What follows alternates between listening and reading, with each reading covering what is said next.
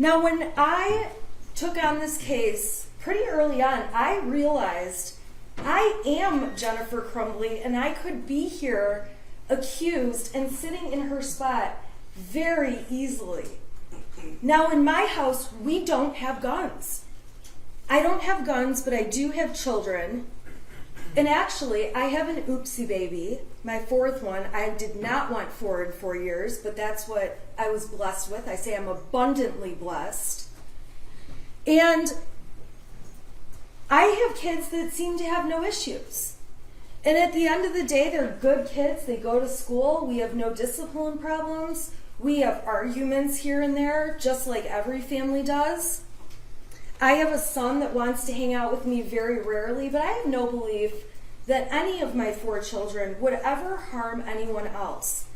And while I don't have a gun, I have a large butcher block on my counter with big knives that I use when I cook, and I enjoy cooking. And at the end of the day, my kids could just as easily grab a knife without me knowing it and without me having it on my radar and walk out the door of my house and go play with their kids, the other kids on my block. Granted, they live farther down my block because I'm in the middle of nowhere. And my son could kill somebody with my butcher block knife that I would have never expected to happen. And if you saw the text messages that my husband and I exchanged on a daily basis throughout this past year and even years before, it would be so easy for me to be in her seat. With my kids, I don't monitor assignments. I don't look at their phones. I have no reason to. My son plays a lot of video games. My son's online talking to a bunch of people as he's playing a lot of video games. Even though he has a cell phone, I don't go through it and look at his messages every day. And as he gets older, I do know he's interested in girls. If he starts receiving nude pictures of a girl on the cell phone I own but let him use and gave him for his birthday when he turned 11, should I be held accountable for receiving child pornography if a girl sexts him over some inappropriate pictures? If my son decides he's going to send some pictures back and takes a nude picture of his bits and pieces, that's a 20-year felony. Am I then responsible because he sent a picture of his penis over to some girl? So not only taking the picture, a 20-year felony, but then we've got a 7-year felony for sending it over. Can every parent really be responsible for everything their children do? Especially when it's not foreseeable, and this clearly was not foreseeable to Mrs. Crumbley, because there's no one in the world, including Mrs. Crumbley, who would have let a school shooting happen and let what happened on November 30th take place. Not only ruining the lives of so many families and victims and taking the lives of 4 young people, but also ruining her own son's life and ripping his life right from her as well. She would be the first person on the planet who would have never let that happen in a million years.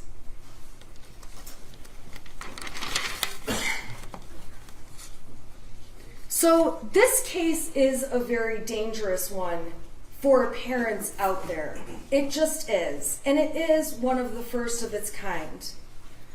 Luckily, however, this is a case where the prosecution cannot meet its burden of proof.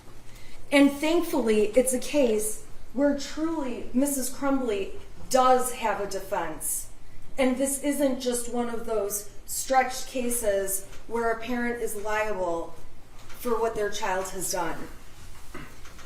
Now, the judge is going to tell you that you have to, if you find reasonable doubt in this case, you must find the defendant not guilty. And the law says you must have a reasonable doubt, not 3 reasonable doubts, not 5 reasonable doubts, not 10. If you have a single reasonable doubt, you must vote not guilty for Mrs. Crumbley. And when it comes to reasonable doubt, each of you can have a separate reason to have doubt in this case. You don't have to agree on what the doubt is. And for that reason, what I am going to do is show you all of the doubts that the defense believes exist in this matter. Some of them may speak to one juror, some of them may speak to another, but at the end of the day, if you have just one, your vote in this case must be not guilty. So the first place the defense finds reasonable doubt is in the fact that the prosecution is so desperate to prosecute this case that they admitted a mountain of evidence that, quite frankly, was unnecessary. Now, they say to you they needed to show you, they needed to prove the manner of death. We stipulated that 4 people died. We stipulated that it was the most horrific set of facts you could ever imagine. We stipulated that what happened to Molly Darnell and Christy Gibson Marshall was horrible. But this prosecution, putting that evidence on, was designed to inflame you and make you emotional, strike your sympathy, and get you to hate Mrs. Crumbly, which, by the way, has been very effective for most of the media, most of the public, and for anyone who has seen information put out by this prosecutor in this case.